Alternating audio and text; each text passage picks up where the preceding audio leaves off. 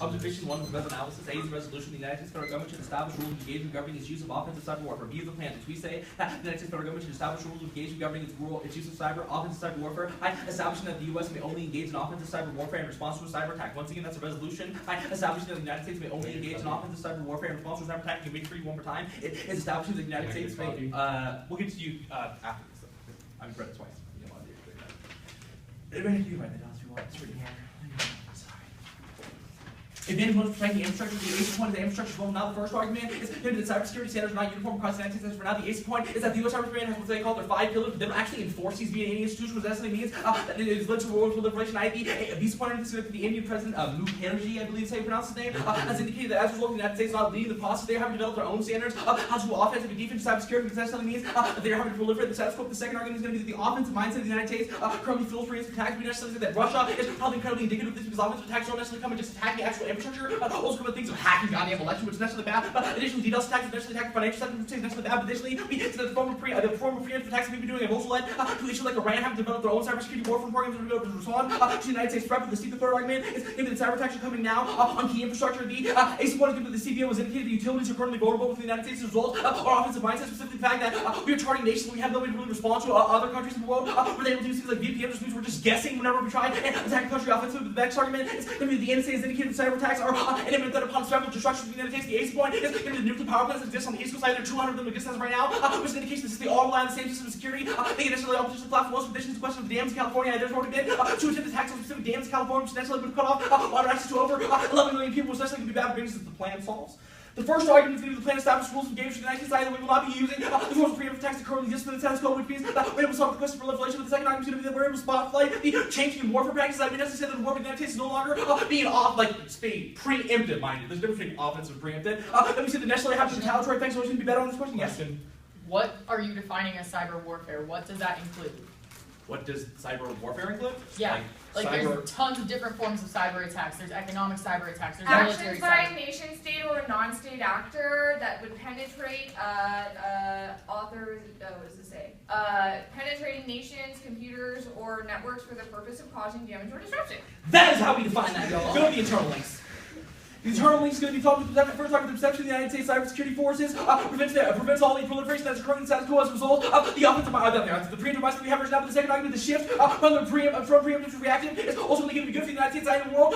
We're able to focus on how we respond to attacks. It's always better than having to send out attacks like that. We don't necessarily need to be attacking people's cyber warfare in the first place. It's only a question of being able to protect our own infrastructure, which we say plan would necessarily be good for when we say that. The third argument is that after this, we will ultimately see collapse of infrastructure which affect the most vulnerable population, reaching the impact. The first argument is we say that infrastructure attacks always affect the most disproportionately affected as of right now. Either those individuals who are 1 meal away from starvation, or who need to have water access in the first place. Each people go through things like crops in the first place, so necessarily means that we say that this hurts individuals like poor rural farmers throughout the United States, but especially in Central Valley like California, which is exactly where we're from. Especially in the world, we're always dealing with the drought. Necessarily means that any loss of access to water, even 11%, but also as a result of collapse of infrastructure, meaning that millions of people starve. Which brings us to advantage 2, international framework. What? If you starve, you die. That's bad. I should have said that. Advantage 2 is international framework. Really? Yeah. The ACE one of the cyber warfare is lacking the international framework due to a lack of rules of engagement, a lack of leadership. The first argument is literally the wild, wild west out there. The ACE point is that there are no standards enforced effectively in any country. Even the United States 5 pillars that we've already talked about are not actually enforced by the United States. It's just a suggestion, which means that the national sovereignty of the visa point is that India and Pakistan are seeing escalation occurring as right now because they don't have a role of cyber engagement. Either they're both operating on different paradigms, which necessarily means that either one of them can do whatever they want, which they cause them to proliferate. But the second argument is that unchecked cyber warfare will continue to use the ACE point. Is that Xi Jinping has indicated that they will be able to go against the United States at any cost because they can't actually defend against us in terms of an actual military offensive strike, but they can always be able to out-cyber attacks and they control the tech industry as of right now. But the next argument is also going to be this also concur the issue of non-state actors like that they feel that they have to offensively attack the United States and more we threaten them, i.e. that we try to hack the database that ISIS had to be able to record when individuals are actually within that group, and they feel that was just a question of allowing for another Muslim registry, but it's another indication as why is necessarily bad. But these links, these are the plan establishes rules of engagement. The first argument is that we're requiring a policy of not allowing for preemptive strikes, but necessarily be modeling the international community. We've said that countries like India are already looking for this from the United States, as well as China, in a world where they're able to respond to that, and they look how to free the United States, they will solve things. You probably think the nuclear policy of the United States right now, in a world we don't first strike people, that prevents them from wanting to first strike us in the first place, but this is what allows for that strike back in the first place. The second argument is spotlight tools of engagement, i.e. that this creates a uniform policy that countries can actually be beholden to. The 5 pillars don't work, and that's enforced. The plan actually is supposed to be enforced. The third argument is spills over to other countries. We say that this would be copied by countries like, first off, by non-state actors, but additionally, by countries like China, India, Pakistan, which actually means we resolve the copies to turn neighbors speaking to journalists. You say rules of engagement is critical to check for attacks on the international community. The first argument is obviously should not be all about the United States. The first argument is the checks back for the anti-actions of nations, i.e. that the problem solves for things like Stuxnet, i.e. the United States developed a virus that would be able to shut down various programs, and Israel literally stole that offensive technology from us and then used it on centrifuges that are wrong, which necessarily means that it wasn't maybe solved in the war, but they see it as an ally, and other countries that are necessarily antagonistic to the United States no longer have to fear us on this question. But the second argument is the rules of engagement will always simply stem the rise of cyber proliferation in the world. We're not at, well, the United States isn't proliferating. No one else feels like they have to because the global hegemon is not trying to go against them, which brings us to the impact. We say some things that get best. We're talking about on a global scale. I answer the question. Begin to prevent the starvation. Yeah, there are a lot of people starving in the United States for now, but there are literally billions starving in the other countries of the world. Additionally, it's a question of target on civilian populations. They are always the collateral damage that occurs via things like cyber attacks. We never actually do a cyber attack on the government. We always dwell on either financial institutions or the various infrastructure that exists as of now, which essentially means that this results in billions of people dying at world starvation, or the lots of critical infrastructure, including things like necessarily things for cleaning out the environment, which would be the first thing that would go in terms of an attack on China. But additionally, we said that India is one of the most populated countries in the world, which means that the world, or you're able to shut down any of their infrastructure, including power or water. Billions of people certainly die. Let's go to the framework on bottom. Oh, you had the here it is. Oh, sorry about that, y'all.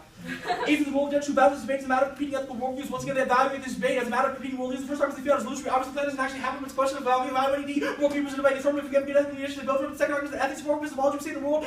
We understand the ethical orientation we have to accept, we understand the forms of knowledge that we have created in the name of the third argument. We should evaluate negative evidence. The question of ethics in the world. We say that the negatives are key because you would justify killing 1 billion people to save 1 million. 1 people means that evidence can absolutely use up to the next argument. The decent moments that policy should be referred to as the first argument is debate. National training ground and side of resistance in order to be able to understand policy making, how we inform the superstructure, and how we inform the next argument is that we are ultimately all policymakers. I think through binding political action we're able to understand that every single way we consider life steps. That means it's also being critical of the next argument. These are systemic proximal impacts. That it's a question of resolving for proximal things. Like we're not trying to solve for nuclear war. We're just trying to make sure people have access to food, people have access to water, because that's the most probable thing that would affect them now. That is what cyber attacks are occurring on now. There has not been one that actually resulted in a nuclear attack or anything of that nature. That's a bad comment. Dude, me too this morning. Okay, it's gonna be 2 off in case. Yeah. I want their framework page after the first off. Nice. Yeah, you see what I'm doing? You know what's it's happening. a criticism. Wait. What's happening? I want the framework after the framework that's on the bottom after the first off. Okay, so new sheet, framework sheet of the affirmative, and then the second off, and then the case in order. You will need the background page. I'm going to dump some arguments there.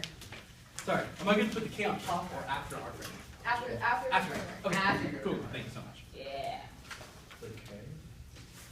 Okay. KK? Oh, better. You say a third one, or comes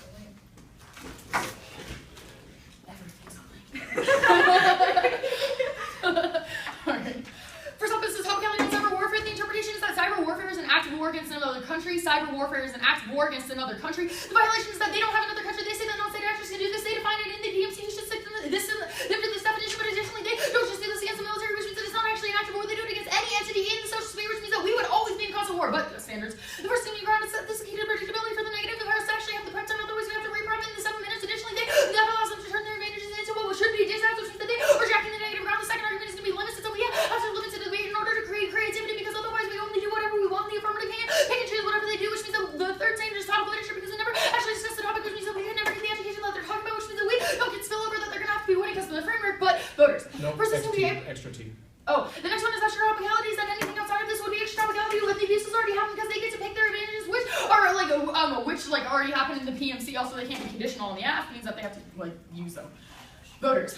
First one is the day primer, because you have to establish rules of the game before you play, but the next argument is going to be education. If we don't get education, that means that we can't become actors in the outside world, which means that there's no value to debate. The second argument is going to be competitive equity, which means that maybe you are always excluding one team from around that creates exclusive debate spaces, which pushes out new debaters and novice debaters. The next argument is competing interpretations, which means evaluate the interpretation through the standards debate to determine who did the best debate. Alright, their framework. First off, your ethic is bad. You are literally talking about doing militarism. The next argument is that you're using net benefits in your prioritization. The magnitude is always going to be masculine at the point that we say, go big or go home. It always prioritizes the high magnitude and doesn't look at the probability and the systemic impacts that actually happen. But the next argument is we're going to be more proximal than you, because we are going to critique the debate space, which means that we are going to have the most proximal impacts them around. Additionally, they argue that fiat isn't real. Yeah, we agree, which means that the only method you have is the policy making framework that you engage in, and the normative debate structures that you are doing in the PMC.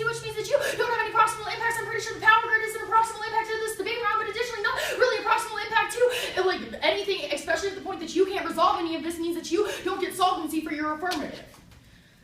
Okay. Framework. The first argument is that we have to use debate space for social activism, divorcing ourselves from our lived reality through fictional scenarios allows us to ignore participation in a problematic system and further pushes people out without ever giving them a voice, relegating the discussion to the private sphere is what continues violence without allowing to check against activism. This is what has continued domestic violence in many situations where they don't actually ever get a check against this. The second argument is the debate is unique spaces because we don't actually pass a policy, which means that this is a space for critical thought, and we have to, in order to be effective, we have to look at the critical ideas that we have. The third argument is that in-rhyme is key because inclusivity forums to go unattended. We can look at the national student meeting that had dismal representation, but additionally inclusivity forums at camps that don't get attended, which means that round is the only place that we can talk about this. This makes this discussion of inclusivity mandatory. The fourth argument is that the negative is the serious speech acts challenging the masculinity in debate and inviting people to join coalition building to break down masculinity. The fifth argument is the role of the ballot. Vote for the team that provides the best method for combating patriarchy in debate. Vote for the team that provides the best method for combating patriarchy in debate. Reasons to prefer. The first reasons to prefer are all of the reasons why I read earlier, but additionally this is the most proximal in the round because it's the only thing that actually affects us. Our rhetoric and our methods are the only thing that we will take out outside of debate when we leave this debate. But the next argument is that there are real effects of this. We can build coalitions and make the debate a more inclusive space, but additionally there are people who are going to be watching this round, and there are newer debaters who are at home watching this tournament exactly, which means that we have spillover effects in the debate community and making a better future for debate. Links. The first argument is that debate rewards masculinity. The communication style is aggressive. It prefers rationality over emotional appeal, rate of delivery over stylistic presentation. Policy and government are also masculine. The United States is rooted in Christianity, which normalizes men dominating women. The second argument is that women are caught in a double-minded debate. In order to win, you have to perform masculinity, but then you can turn around and people call you a bitch or antisocial for not actually engaging. The third argument is that women crime is a problem too. Bell Hooks argues that sexism is so deeply ingrained that there's an enemy within where we are always taught to fight for patriarchal approval, which leads to jealousy and hatred and exclusion of women. The next argument is that the opposite construction of masculinity, little a, is that they literally focus on the global hegemon in the United States. Being able to do this is rooted in the ability to control and dominate others and to create modeling to basically influence people to do other things. The little b is that warfare is historically combative and its construction of masculinity. The little c is that the cyber culture is extremely masculine because women hackers is a specific coalition that gets pushed out constantly, and women gamers are always ignored. The fifth argument is that complacency in the patriarchy. Complacency with the patriarchy. When debaters argue that discussion already happened during the solvency and framework arguments indicate that we are complacent in the system by just running normative acts and never actually challenging it. Impacts. The first argument is that sexual assault is rampant in this community. You can see the several timeline challenges that have been shutting down programs and the individual debaters that have been and coaches that have been called out. We argue that we would be able to resolve this because the hyper-masculine allows individuals to think that they get a bunch of trophies and they can abuse other individuals. We can break this down so we can check back for a lot of sexual assault and start a discussion. But the next argument is that militarism also increases sexual assault in the community or sexual assault because the United States military has higher rates of sexual assault. The second argument is feminine flight is that women and non-heteronormative individuals join the activity twice the rate of men, but leave in the upper levels because of structural barriers, because it takes twice the amount of work in order to actually get any recognition. The next argument is that this just means reject the discrimination of debate.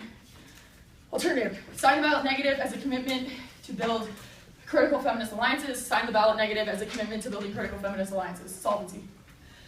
The first argument is that this is an ethical radical feminism. It allows us to use things like consciousness raising where we educate and understand the structures of domination so we can in order to combat them. The next argument is that consciousness raising can include absolutely anyone. Bell Hooks argues that men should actually be included in consciousness raising because we have to educate everyone in order to combat it. The second argument is this allows for self-reflexivity because we can understand that we have an intersection of identities, which means that there are points of privilege within our own identity and we have to be self-reflexive. The third argument is that this is invitational rhetoric, which means that people can actually join to combat in the community. It means that this allows for building feminist alliances like mentorship programs and reaching out to individuals. The next argument is that this is intersectional because Angela Davis says that we have to use the politics of location to look across asymmetrical relations, which means that this encompasses not only the queer body but also racial bodies because we can look at more than just gender. The sixth argument is that this solves the act.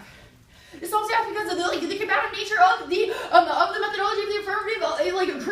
Constructs warfare is constant and aggressive, which means that this is the logic that leads to the never-ending warfare that occurs. It allows us to take different approaches to warfare besides just masculinity.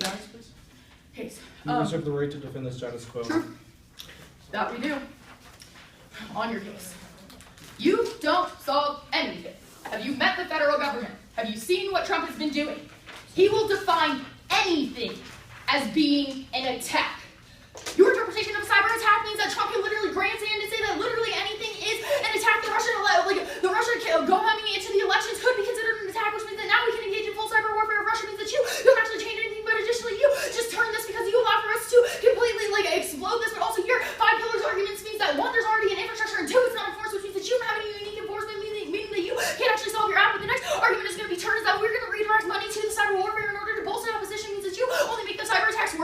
advantages.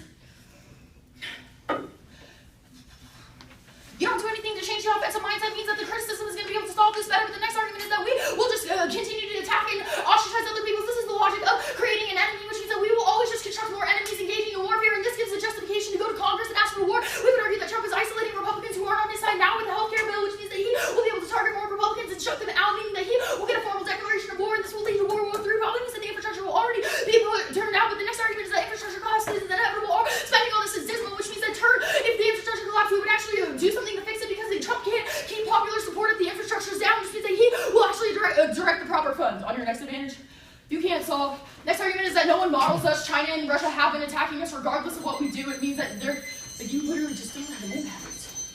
Awesome. I'm gonna go advantage 1, advantage 2. Yeah, I will. Sorry, okay, it's gonna be top penalty. I flowed on a new sheet, honestly. Cool. I just want to make sure I'm not missing the order. Yeah. So the turns are going to be at the very bottom of the order. Cool. So it's going to be advantage 1, advantage 2 after topicality. T. Then it will be a new sheet. It will be a new sheet. The condo cops. Yeah. And then it will be the criticism. What order? It'll in the order of the alternative.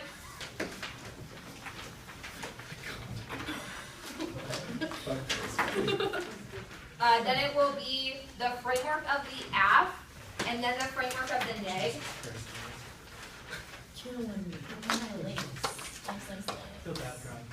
And then links and impacts. Sorry.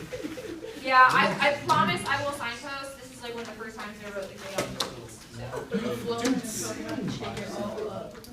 then the turns on the bottom. And then the turns on the bottom, correct. Sweet. So the turns I have from Truckle Grandstand to the bottom of that, which is redirect cyber attack.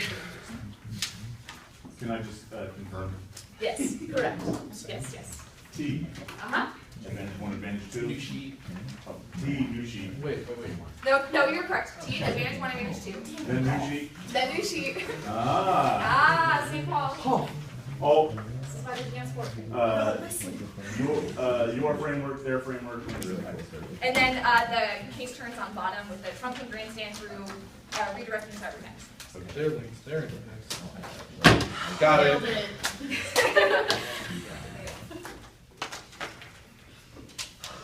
Sorry, we got Try and joke around as much as possible. Alright. First of the week, we talk about cyber warfare between China and Russia, meaning that we are in active war against a counter-interpretation cyber warfare. Action by a nation-state or a non-state actor to penetrate nations, computers, or networks for the purpose of causing damage or disruption. Repeat, action by a nation-state or a non-state actor to penetrate nations, computers, or networks for the purpose of causing damage or disruption. This is from the DoD DoD from the 2017 report on cybersecurity. We need this interpretation because we were discussing about the question of non-state actors versus state actors. Next year, interpretation that because you don't preclude the ability for non-state actors who have the technologies also means that you are a form of invisible violence and denies the individual's relationships to these kind of technologies. We see that individuals like ISIS already have the technology, meaning that we should be able to talk about them, but this will you cross by the two. They are creativity receiving extra reason before one field context today. DoD being able to talk DoD definitions going to be much better from field context where we're able to actually articulate this is actually talk about in U.S. federal government methods, but this also means that this circular grant and limit standards and where we are better for governments next. You say around turns that as dissent or vote potential abuses like voting on potential dissent that exist in debate, you always vote negative and actually debate face next today. We say affirmative scheme creativity because you overlimit the affirmative in a world where you're able to actually engage with it. The DoD has talked about this. Actually, topic literature say field context fact checks back for this no spillover. I don't understand argument XPA. Be sure to have the argument not the team because we have not read an argument as to how this is predicated on non-state actors and looks to the advantages. Literally nothing about ISIS being able to take over the world, but on the impacts usually differ with like reasonability, clear risk of winning interpretation or defense standards voted out. That also precludes including interpretation because it's better free interpretation debate. Yeah. Also, the definition doesn't even mention computers. It's just definition of warfare, not cyber warfare. Yeah. Also, your definition doesn't talk about computers with the cyber part, so that's probably really bad for all of your standards. Anyway. You say you don't change the offensive mindset because they'll just go to Congress and healthcare bill 1. That's how we say we're important for being able to establish international framework. We say international framework is key. We'll check back for offensive mindset that exists in the economic nature of the U.S. federal government. We're going to church this next argument is how you say this will lead to World War II. It literally looks at the impacts of the F. We did not talk about any nuclear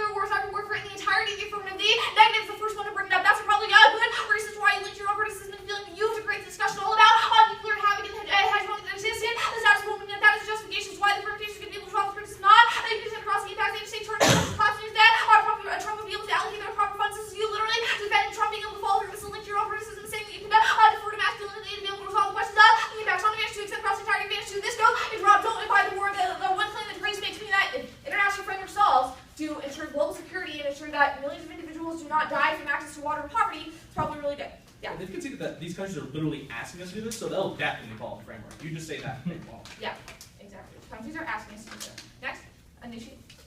A interpretation negative gets access to one unconditional accuracy or status quo, negative gets one access to one unconditional accuracy or status quo, be a violation. They would no defense status quo after the affirmative that says they're conditional. Let's hold them to that. Number one is a correlation of policy. Someone uses the MGC, the MGC only offensive speech build that. Make arguments against criticism. Someone views as strategic to you. Affirmative means strategic consistency that makes people to ensure that we have actually had access to be able to prove negative because negative will always be able to block to. Shift the argument is first personality operation for one. Fairness is in most important actions to make a question of masculinity and debate. We also say fairness is more inclusivity. Turns on inclusivity. Argument number two is conditionality upholds privilege. Turns on masculinity claims the world where you literally think you're able to kick the alternative in the world where you can just justify it and block yourself for your action. This is the reason why hegemonic action in the base space happens and why people get away with sexual assault in the base space because they say they can just pretend it never happened.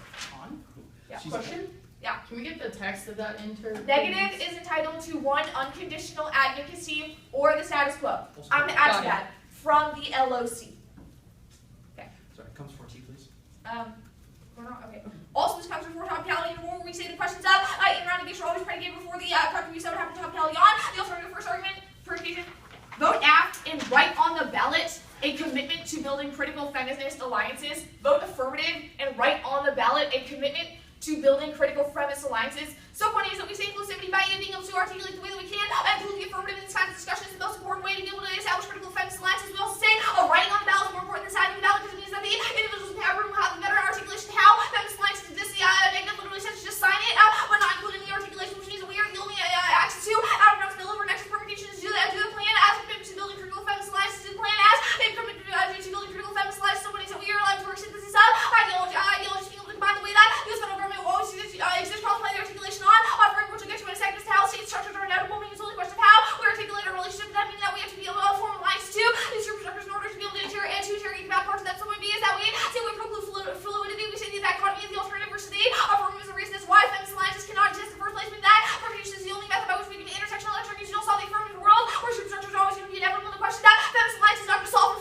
for freaking detoxing people. That means that it's always going to be a question of the affirmative being able to resolve these kinds of questions. But next is that realism is inevitable, stakes to the state structures and pausing domestic affairs are always going to exist, meaning that feminist alliances have to exist within the state structures, not the debate space, but also number three is that superstructures affect into the debate space, meaning that permutation is key to being able to resolve the questions of feminist alliances and how superstructures have affected us in our parentheses. This is like the Title IX training before that happened before the debate tournament, but we also say that this means that your inevitable alliance with the cooperative war you're going to say Angela Davis says this too, meaning that's the reason why the Black White Panther Party collapsed, the world where individuals were precluding their relationship to the state, meaning that the permutation is able to resolve this by you were preclude pollution and destroy intersectionality. Next, you don't solve the affirmative because you say that methodology of the affirmative is constant aggression. Look, see, and back to that, we literally are not constant aggression. We preempted this in prep. We knew they were going to read some patriarchal militarism. That's why we didn't read the impacts of nuclear war, y'all. We are not an aggressive action. The act is defensive.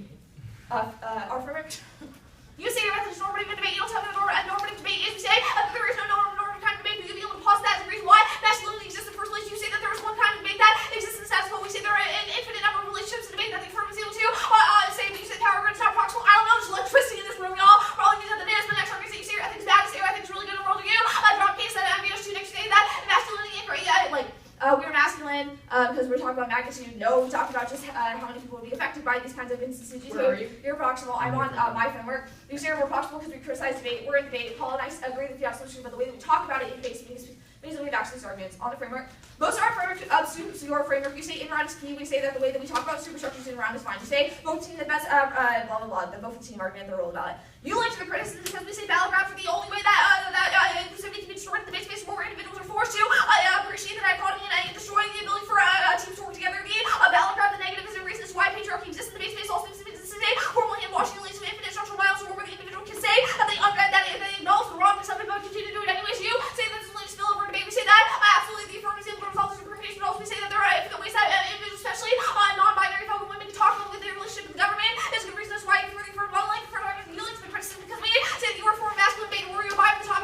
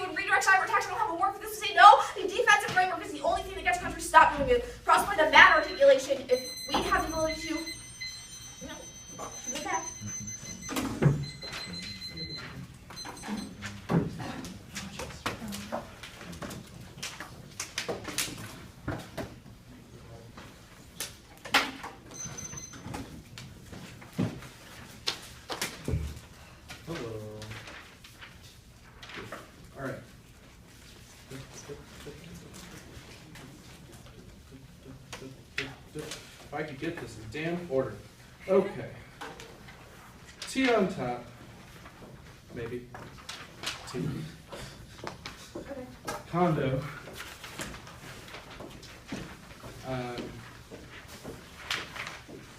You're gonna want some room on condo.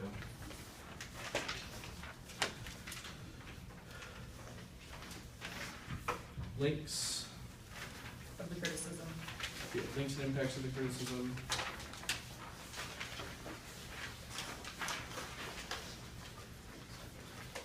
Alternative. What number do you want the framework on top of the L? Frameworks don't have this. Alright, alternate framework. There'll be comparison of frameworks but between app and neg, so I'm going to talk about the neg framework first and then talk about the app framework. Sorry, did I miss what case was that? Time we'll probably talk about it at the bottom. That's a good sign. We'll see. Okay. Even me.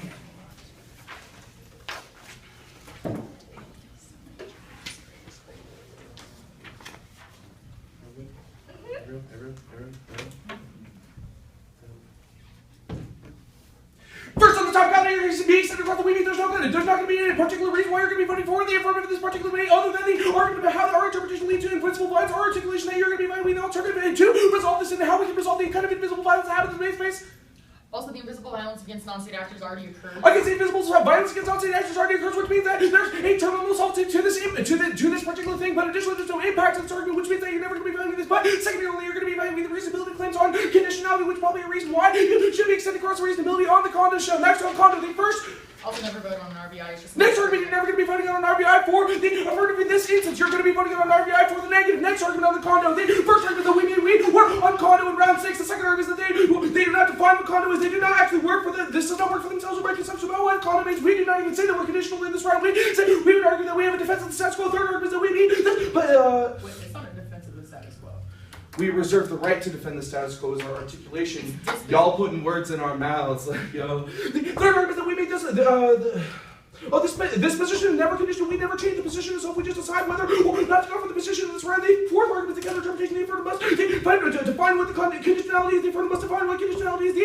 The next violation, they do not define what conditionality is. The standard is going to be the predictable ground. And bifurcating affirmative strategy, they need to be able to know what you actually have to establish what it means to actually be conditional around. It's more to err.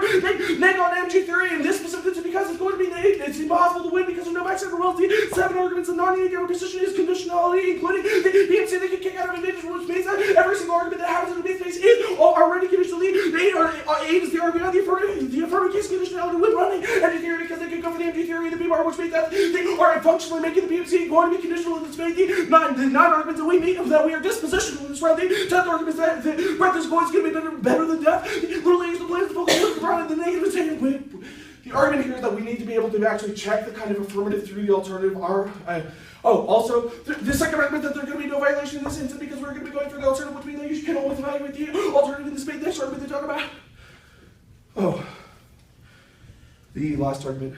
If the argument is going to be a good debate, our argument is that by spreading yourself out to Dallas, it's always going to be impossible for you to ever access to some particular space because the argument, no. Cross out that argument. That's a wrong argument. This doesn't turn inclusivity. Having different negative strategies is key. You telling us what we can and can't read in the LOC is probably going to push. Telling what Grace can and cannot read in the LOC is always going to be reading into the position that we're reading in the system, which means that there's independent link. That means that the permutation cannot resolve this because they're functionally having a rule of the debate space in this instance. Next argument on the standards themselves. The first argument is not strategy. We're going for the accuracy, which means that it's not strategy in this instance. But next argument on the voter, they talk about how this is going to be turning into inclusivity. But I've already answered this argument. They talk about how we could kick the alternative. We're not kicking the alternative. But they talk about how this. Sure, conduct comes before T. The only abuse that would happen is all the new arguments in the PMR. Every single goal. The only abuse that happens in this round is going to be all the new arguments in the PMR, which means because we have no access to backside rules, which means that the negative would always lose in these kinds of debates, which is particularly bad for the debate space. Next on the links. Sure. Yeah, you said you dispo. Can you explain that a little bit more? We reserve the right to defend the status quo. That's Links. technically the definition of dispositional. Anyways, go. Links. Not addressing the fourth link, which has specific links to your affirmative, is going to be damning because if we're making an indictment, then your permutation always has a residual link that cannot be resolved by the permutation, which means that the fourth link, which has 5, or was it 4? which has 4 subpoints under it, means that you always are going to be evaluating this first. All of Dallas's arguments at the link level are non-responsive to the specificity of the links about using the United States federal government or the necessary cyber warfare that happens within the topic, but secondarily that the kind of cyber hackers are always pushed out of the NSA. Only 5% of the entirety of the NSA is women, and less than 2% of those are actually hackers within the NSA, which is probably an indication that we are winning about inclusivity arguments if we have any kind of solvency and spillover effect in this round. But the next argument, they talk about how new link to masculinity debate. This is not responsive to the second link, which talks about how women are cognitively blind and how they have to perform masculinity debate in order to be successful. Literally, Gracie gets called the B word, which I'm allowed to repeat, but in rounds in which she is considered to be too masculine in these debates, this is what happens constantly in debate, and that I'll get you to the bottom. But this is the argument that continually happens. They're caught in a double bind. I will get you to the bottom. Thank you. But the next argument. Argument is that anyone can perform any part of the gender spectrum. We just have to look at how, Our argument is that anyone can perform any part of the gender spectrum. We need to have an ontological shift in how we approach these kind of gender spectrums, which is key through the alternative in building a critical feminist alliance. This is how the alternative uniquely resolves these types of links, which leads us to the impacts in this debate, which is that we can resolve the kind of sexual assault that continually happens in this community because we are normalizing these things by voting for these kinds of permutations. But secondarily, that the militarism of the affirmative is never going to be resolved because the military is particularly bad, especially in the context of cyber warfare and the lack of women individuals who are in the NSA or in any kind of security. But secondly, the fourth argument is on the impact. What do you want me to extend? Extend across the impacts, they can't solve for the debate round or the feminine flight from the activity means that we have. Except across the impacts, which means that they can never solve for the feminine flight from the activity. Also, the what? The militarism impact. Oh, and also the militarism impact, which turns the case, which means that we're winning a unique link and impact. Then we are always going to be winning on the case level debate, which allows for individuals to be harmed. Alternative. What do you want me to say here? On the terms, just first one's intrinsic. Yeah, you're right. The first permutation is going to be intrinsic for in the debate space, but secondarily that they're independent just as to this permutation through the link level to be in the affirmative is a bad idea through the link level and the impact level of the criticism. Then you're ever going to be inviting the permutation because it includes the affirmative, which would necessarily have individual disadvantages to it. But secondarily, they talk about inclusivity, which means that we need to include the affirmative. No, we are critiquing the way that the affirmative was structured in the first place, which means that we need to necessarily have these kinds of debates about the debate space. But secondarily, the next argument to perm to the plan as commitment to critical feminist lines of this shift. This is a rhetorical shift from the PMC and how it was framed, which is an indication that they are not. First off, they're not genuine to the critical feminist alliance. They're only doing it to win the ballot, which turns the ballot commodification argument. But secondarily, but the affirmative is always going to be allowing this. I'm sorry, I just don't have time. I really don't because I have a really dry throat. I'm sorry. Thank you. But the next argument that solvency. Answer that all of our arguments on case are indicative of the status quo, that masculinity. All of our arguments on case are indicative of the status quo and not necessarily how women are pushed out of the United States federal government already. But the only argument that we go for on the alternative place, realism inevitable. Yes, realism is necessarily inevitable in the state structure, but we are arguing that the debate space is not realistic, not inevitable in this space because we have an ability to actually have the kind of pedagogical talks about what we can do to be able to change the world, which means that the alternative is critical to having this. And just when we have six arguments, but the one that I really need is the sixth argument about how we can solve the affirmative, because the combative nature of the affirmative means that we need to be able to have a kind of critical feminist alliance in order to actually resolve the impacts of this affirmative case. This escalates aggression.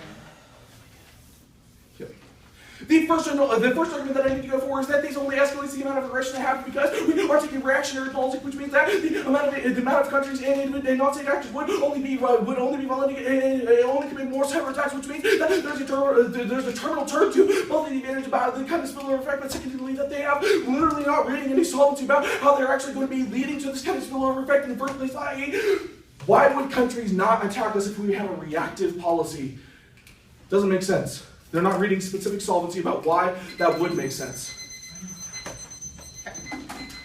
Oh, it's for you.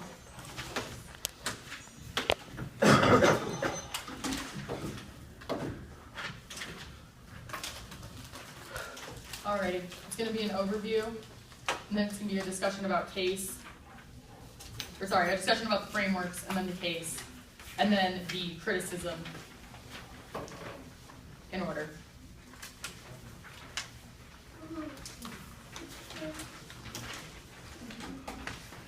Framework, case, lowercase k. Does that make sense? Yeah.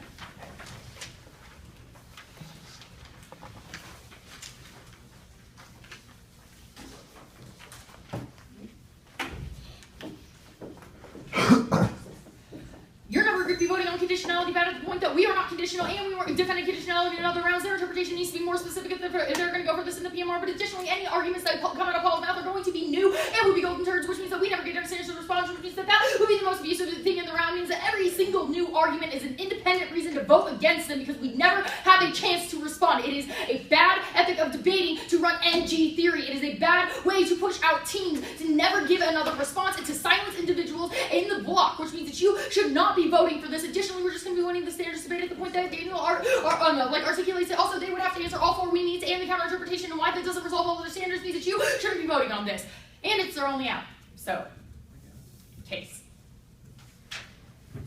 You don't get the relink to any of the arguments because we are literally talking about the masculinity and the status quo. The problem with your case is the problem of the way that we need to approach masculinity right now and the way that we endorse it. The way that Trump is right now is a problem and indicative of hyper masculinity. The aggression that turns the entirety of your case is why you can never resolve any of this and why the criticism is the only chance to resolve any of it. You don't answer any of this. You just say that Trump can't control it because of DOD. That does not matter. It also is not true. You are not responding to the warrants about how Trump controls everything and targets Republicans and pushes them out, which means that he would be able to control the entirety of the war scenario. You don't respond to the fact that he isn't an all-powerful president right now, unfortunately, which means that he could just perpetuate all of the war scenarios. Additionally, you don't extend your advantage to, and there's not a proximal impact on it. You just talk about India means that is not actually proximal, and you're going to be winning your framework. But also, literally, your MG answer is 5 pillars don't work. Exactly. Your new pillar, is not going to solve. You have a terminally.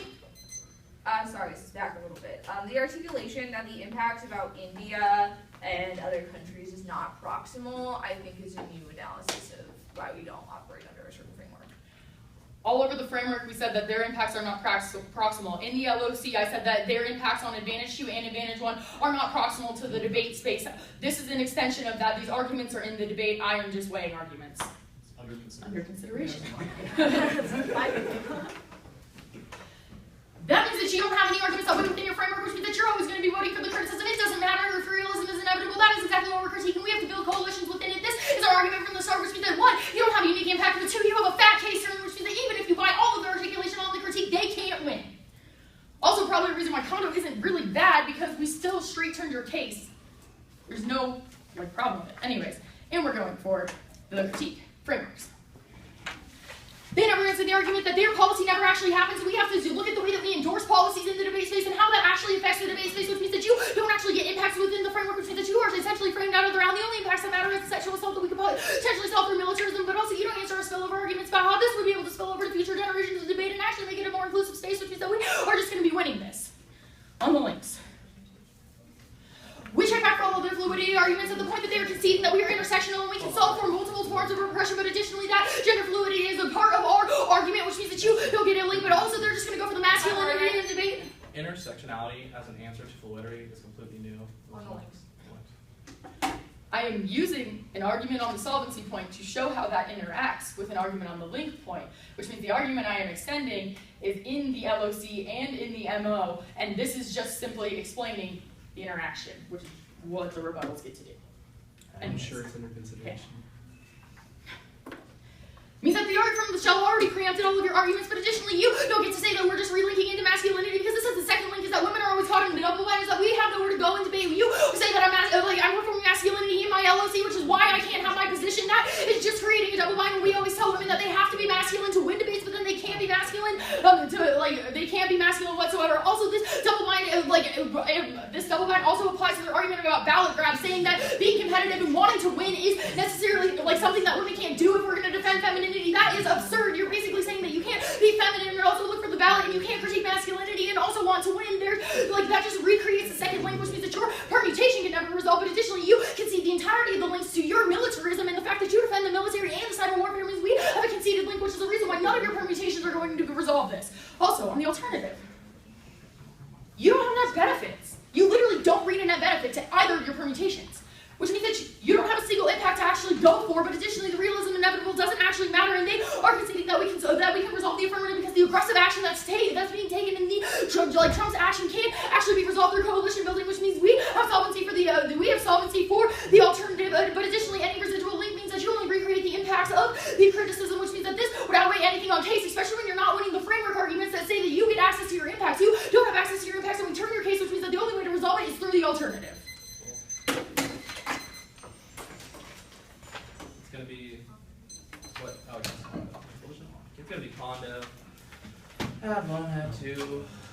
Then it's going to be our framework.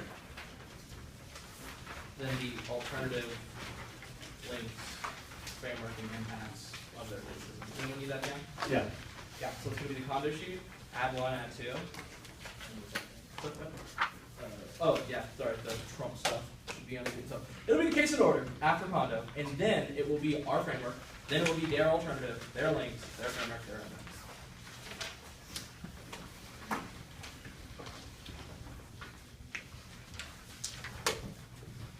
What was the NED framework? The NAID framework comes right before the impacts.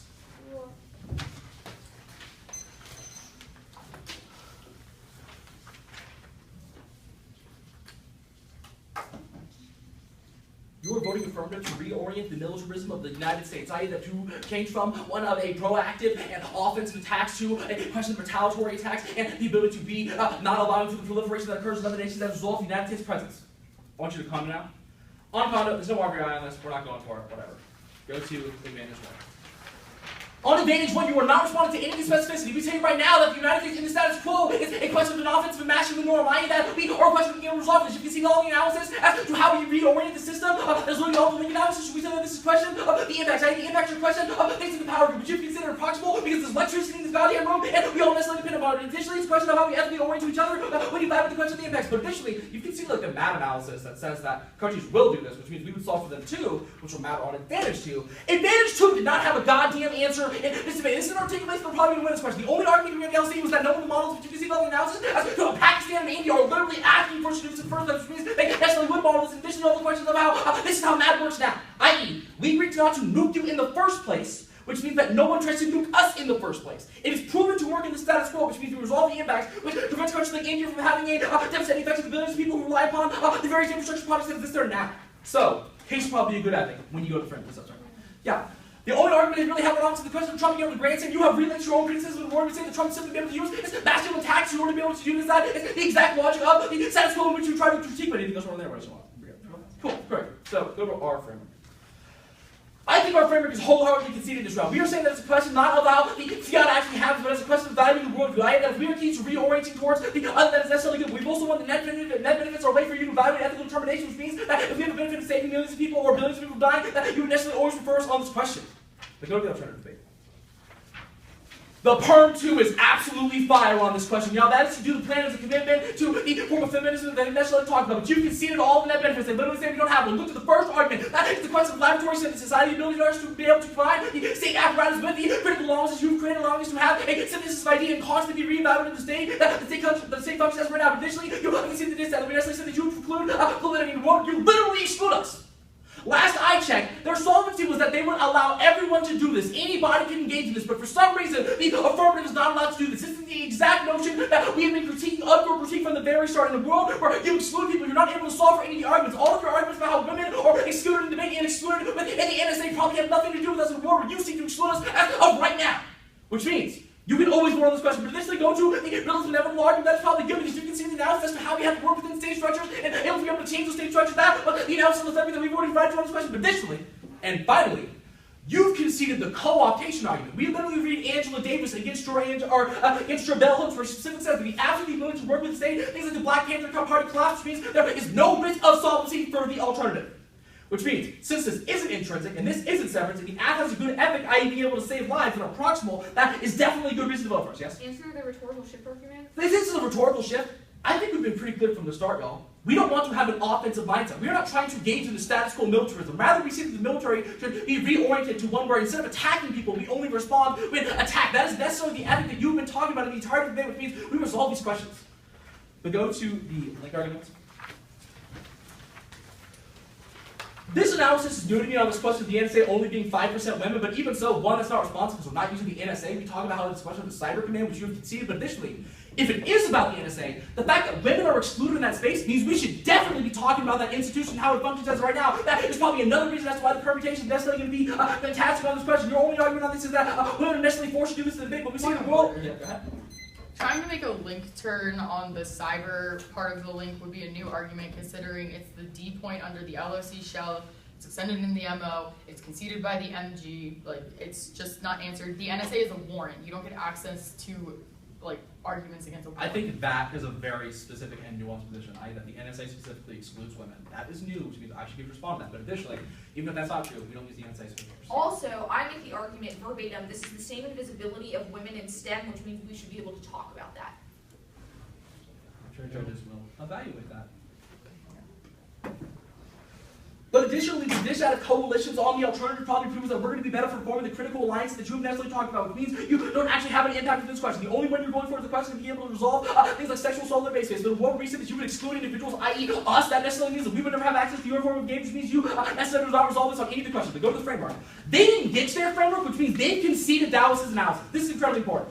We say that you engage in the forms of masculinity that you talk about in the world where you go for a battle grab, i.e. that you necessarily commodify it and create a dichotomy, either it has to be you or us, which necessarily leads to the exact form of exclusion that we've been critiquing all about. This was fundamentally conceded, but the B subpoint of this was the question of hand-washing, and this should be the most important impact of the debate. In a world where they get to say, you engage in masculinity and should lose, but they get to engage in and exclude us and just wipe their hands from it, that is exactly what justifies the forms of sexual assault that happen now. Either we're always able to shift the blame and say that we are not complicit in these systems. Only by engaging with the system, recognizing our complicity, are we able to resolve that. That's why the permutation functions. That's what you have to engage with the state, and that's why we have to have a critical interrogation via a laboratory synthesis of the permutation. Thank you.